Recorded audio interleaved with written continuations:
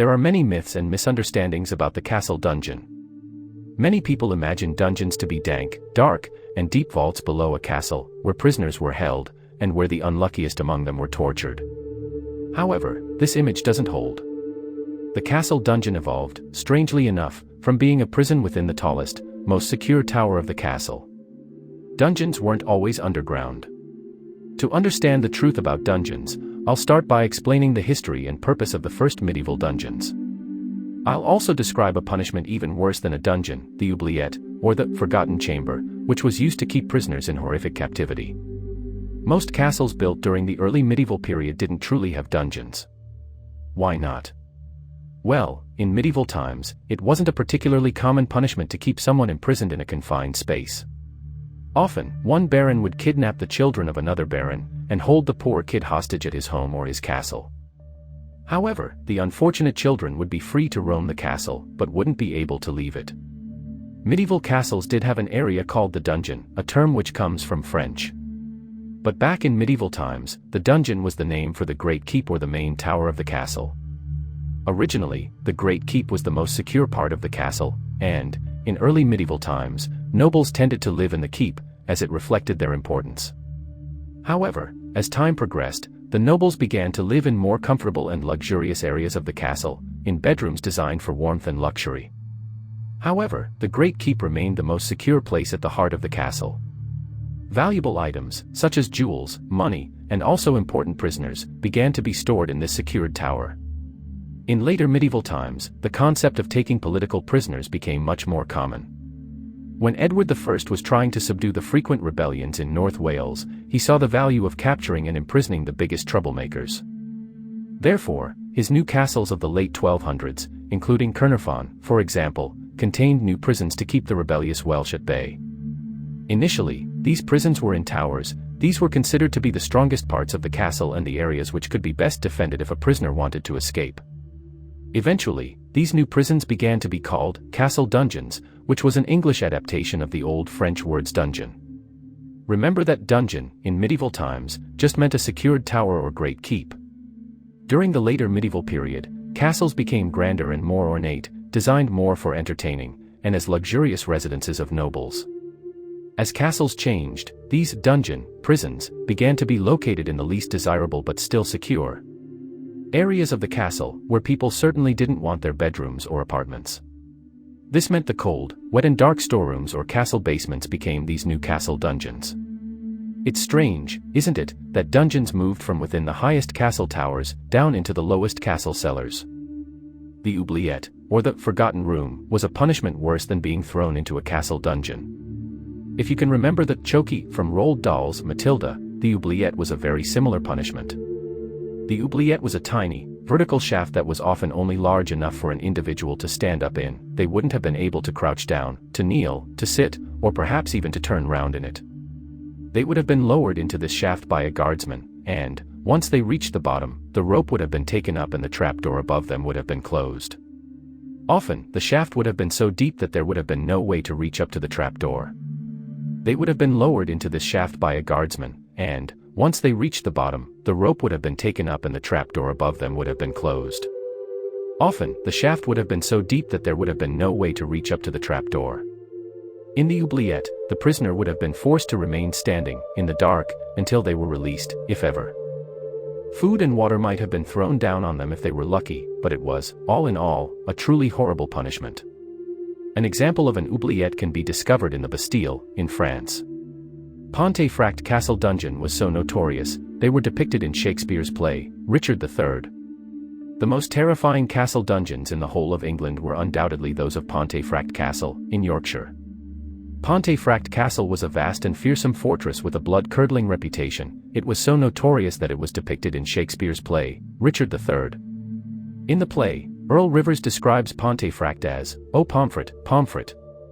O thou bloody prison! Fatal and ominous to noble peers." Pontefract Castle was used as a prison in the 1300s, and King Richard II of England was almost certainly murdered in cold blood in the castle dungeons. The dungeons were huge, and extended across several different rooms, all around 35 feet below the main bulk of the castle. During the English Civil War, the dungeons of the Pontefract Castle began to be used as stores for ammunition and weaponry for use during the conflict. Today, it's possible to tour the old armor stores, and you're still able to see the graffiti that the old prisoners scratched into the walls of their prisons. The castle dungeons of Chillon in Swiss armor are also famous for being featured in literature. Lord Byron, the famous British Romantic poet, visited Sprizzen's castle in the 1800s and became fixated on the plight of François Bonivard, a political prisoner who had been held in the deep dungeons of Chillon Castle during the 1500s. Bonivard was lashed to the fifth pillar of the dungeon and was to be kept imprisoned for his life as he was seen as a troublesome political dissident. However, luckily for him, after 4 years of imprisonment Chillon Castle was captured, and he was released and able to be free to safety. Prisons in medieval times served a very different purpose than they do today.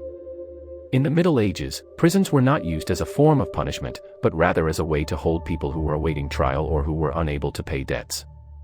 Prisons were often overcrowded and unsanitary, and prisoners were often held for long periods without being charged or convicted of a crime. Conditions in medieval prisons varied widely depending on the location and the resources available. Some prisons were run by the church or by local authorities, while others were privately run and funded by fees charged to prisoners or their families. In some cases, prisoners were held in dungeons or other secure areas within castles or fortresses. In other cases, prisoners were held in makeshift facilities such as taverns or abandoned buildings. Punishment for crimes in medieval times was typically harsh and often involved physical abuse or execution. Prisons were not seen as a place to rehabilitate offenders, but rather as a place to hold them until they could be brought to trial or their debts could be paid. Despite the harsh conditions and limited legal protections, medieval prisons did play a role in the development of the modern criminal justice system and the idea of incarceration as a form of punishment. Living in a prison in medieval times would have been very difficult and unpleasant.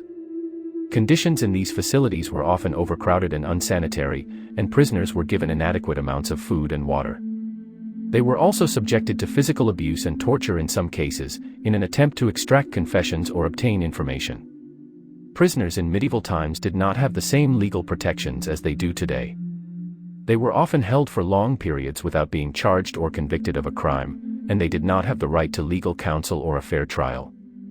In some cases, prisoners were held in dungeons or other secure areas within castles or fortresses, while in others they were held in makeshift facilities such as taverns or abandoned buildings. Despite the harsh conditions, some prisoners were able to survive their time in prison by finding ways to make a living while they were incarcerated. For example, some prisoners were able to earn money by working as laborers or by providing services to other prisoners. Others were able to obtain food and other necessities by begging or trading with people outside of the prison. However, for most prisoners, life in medieval times was a difficult and uncertain experience. Have you ever wondered what prison during the Middle Ages was like? The outcome of crimes during the Middle Ages was dependent on one's social and financial class. At the time, noble status was one everyone aspired to have. In contrast to the nobles, the common people had to endure a lot of physical work and had very few rights. Imprisoned nobles who posed a threat to the person holding them captive would have been executed. In the case a noble held any wealth to his name, he could then buy himself out. If the nobel was not of any value, he would be held for leverage instead. The captors would either bribe the nobel prisoner's family for political power or a sum of money like in most cases. There are plenty of examples like this. Even King Richard I was sold out of prison for a huge amount of wealth. Castles had always acted as prisons for noble captives. These were not prisons in the modern sense. Rather, the prisoner was held under house arrest in a castle apartment. As castles fell out of use after the medieval period, some, like Lincoln Castle, was put to use as real prisons for common criminals. A dungeon is a room or cell in which prisoners are held, especially underground. Dungeons are generally associated with medieval castles, though their association with torture probably belongs more to the Renaissance period and church torture chambers favored by the Inquisition. An oubliette is a form of dungeon which was accessible only from a hatch in a high ceiling. The image of dark, damp dungeons as scenes of lengthy incarceration and unspeakable cruelty is a powerful one in popular culture. The word dungeon comes from Old French dungeon, also spelled dungeon, which in its earliest usage meant a keep, the main tower of a castle which formed the final defensive position to which the garrison could retreat when outer fortifications were overcome. The first recorded instance of the word in English near the beginning of the 14th century also meant an underground prison cell beneath the castle keep. In English, the word dungeon now usually only signifies the sense of underground prison or oubliette, typically in a basement of a castle, while the alternate spelling dungeon is generally reserved for the original meaning. In French, the term dungeon still refers to a keep, and the term oubliette is a more appropriate translation of English dungeon. An oubliette was a form of dungeon which was accessible only from a hatch in a high ceiling. The word comes from the same root as the French oublier, to forget, as it was used for those prisoners the captors wished to forget. The earliest use of oubliette in French dates back to 1374, but its earliest adoption in English is Walter Scott's Ivanhoe in 1819. There is no reason to suspect that this particular place of incarceration was more than a flight of romantic elaboration on existing unpleasant places of confinement described during the Gothic Revival period. Few Norman keeps in English castles originally contained prisons, though they were more common in Scotland. Imprisonment was not a usual punishment in the Middle Ages, so most prisoners were kept pending trial or awaiting the penalty, or for political reasons. Purpose-built prison chambers in castles became more common after the 12th century when they were built into gatehouses or mural towers. Some castles had larger provisions for prisoners, such as the prison tower at Carnarvon Castle. Alnwick Castle and Cockermouth Castle, both in Northumberland, had prisons in the gatehouse with oubliettes beneath them. Although many real dungeons are simply single plain rooms with heavy doors or with access only from a hatchway or trapdoor in the floor of the room above, the use of dungeons for torture, along with their association with common human fears of being trapped underground, have made dungeons a powerful metaphor in a variety of contexts. Dungeons, in the plural, have come to be associated with underground complexes of cells and torture chambers. As a result, the number of true dungeons in castles is often exaggerated to interest tourists. However, not all medieval prisons were used for punishment. Some were used to hold political prisoners or individuals who were considered a threat to society. These prisons might be more comfortable and have better conditions than those used for punishment. Overall, medieval prisons were a reflection of the society in which they existed and reflected the values and beliefs of the time. They were often used as a means of controlling and disciplining those who were considered to be disruptive or criminal, and the conditions in which prisoners were held could be harsh and inhumane. Thank you for watching. Please subscribe for more videos.